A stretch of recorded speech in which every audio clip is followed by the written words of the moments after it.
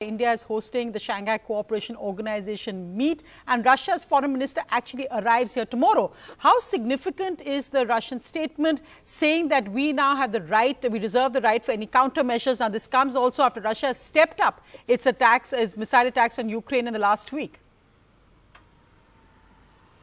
It's very significant, and especially in the context of India, because India does not only hold the chair for the SCO this year, but also the presidency of G20. And for the larger part of this year, India has been trying to get some sort of consensus going so as to make its presidency and chairmanship of SCO a success. For G20, a consensus between various countries so as to be able to come out with a communique will be very important. And therefore, India has been trying to communicate on the one hand with Russia, on the other with the Western nations, and that communication continues. But this sort of escalation is really not going to be good. India will have its task cut out to get some sort of middle ground between the West and Russia.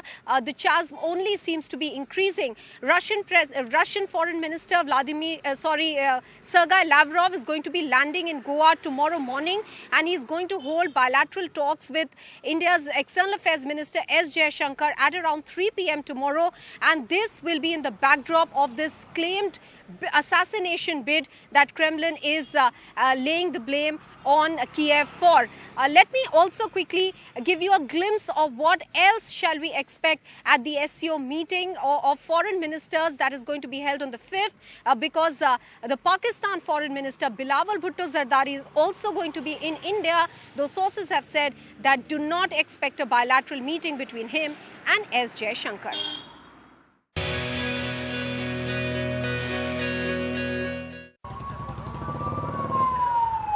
India's External Affairs Minister S Jaishankar landing in Goa to host the foreign ministers of the Shanghai Cooperation Organization, or the SCO. The meeting, to be held in Benaulim in Goa, will build the ground for the crucial summit in July. A summit of the Eurasian Security Group with anti-West countries like China and Russia. This year being helmed by India just months before the G20 summit in September, where the West tries to call the shots. But amidst the larger multilateral agenda, the focus will be on one-on-one meetings that Jaishankar holds, or rather not holds. But as per sources, there is unlikely to be a structured bilateral meeting with the Pakistani counterpart Bilawal Bhutto Zardari. Here's why. India had taken a stand after the Uri terror attack that terror and talks won't go together. The situation hasn't changed much, especially with the recent Poonch terror attack in which India lost 5 of its jawans.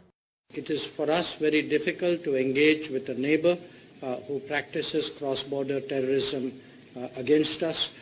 We have always said that they have to deliver on their commitment not to encourage, sponsor and carry out cross-border terrorism. We continue to hope that one day we would reach that stage. However, despite the Eastern Ladakh friction entering the 3rd year and India having lost 20 soldiers in Galwan clashes in June 2020, the doors of communication remain open at the foreign ministers level with China. S Jaishankar will meet his counterpart Qing Yang on Thursday. India is once again expected to communicate that the overall bilateral relationship remains adversely impacted due to the border situation. External Affairs Minister S Jaishankar will also hold bilateral talks with his Russian counterpart Sergei Lavrov.